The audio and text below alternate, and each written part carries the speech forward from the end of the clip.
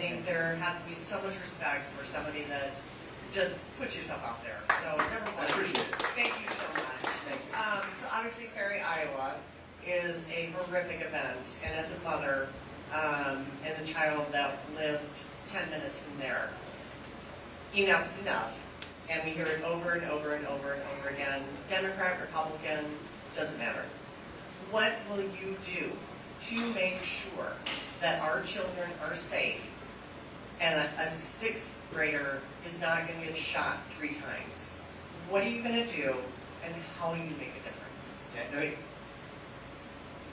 it pains me that this is somehow the most painful part of what we saw there was almost the apathy that we have in response to it. That's unacceptable in the United States. I happened to be in Perry the morning when it happened. We talked to family members from that community, even who had their kids in elementary school. Let me give you a direct answer to your question. There should not be another school shooting in this country again, and we know how to stop it.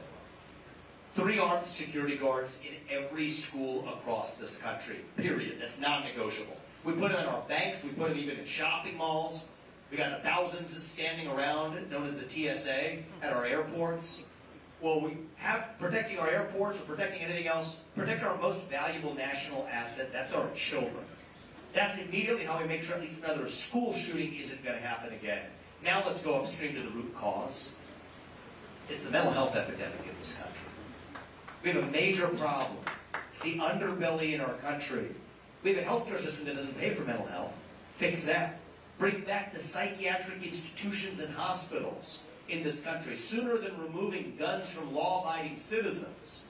What we need to do is remove psychiatrically ill and dangerous people from their communities to protect not only our children and our communities, but even to better serve them.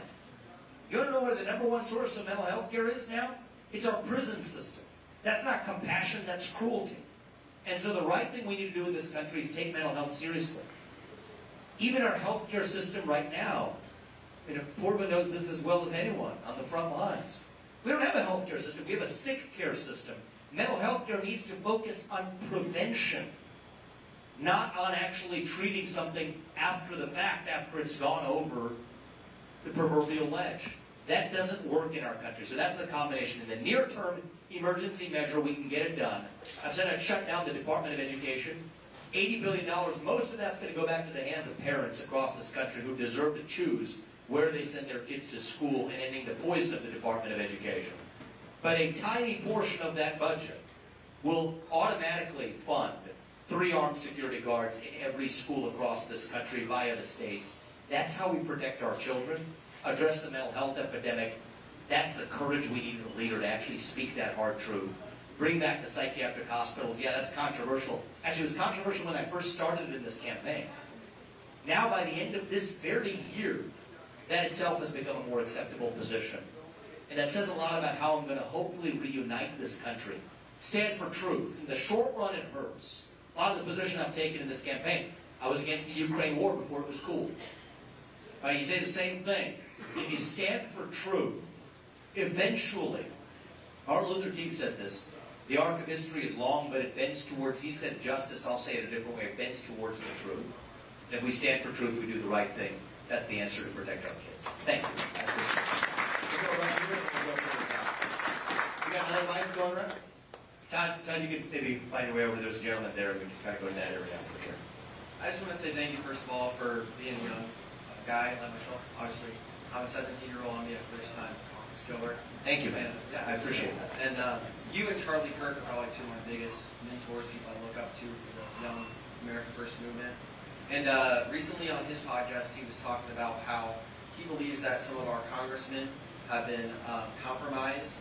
And he used an example of how the 70 Republicans joined with the Democrats to give the FBI, he was like a $35 billion to build. Unbelievable. Yeah. And then later that day, it was found out that there was a brothel connected, run by the FBI, and that they were doing all sorts of things to potentially blackmail. I just want to know your thoughts, if you think that's an issue, that exists, first of all, and then, if so, what would you do to stop it? Yeah, I mean, I think that level of corruption, thank you, young man, for asking a courageous question. What's your name? Cambridge? Strong name. I like that. That's good. That's good. I mean, I don't know about that specific brothel or whatever, but this is rampant. It absolutely is rampant. You got the honey trap of Eric Swalwell with a Chinese spy as his mate in bed. Somehow, you don't think the Chinese government has actually leverage over that person setting policy, including U.S. relations with China? So this rampant corruption needs to end. I mean, it's a cesspool. The term limits, get them out. End the corruption, ban the trading, ban the lobbying, hold them accountable for actually breaking the law.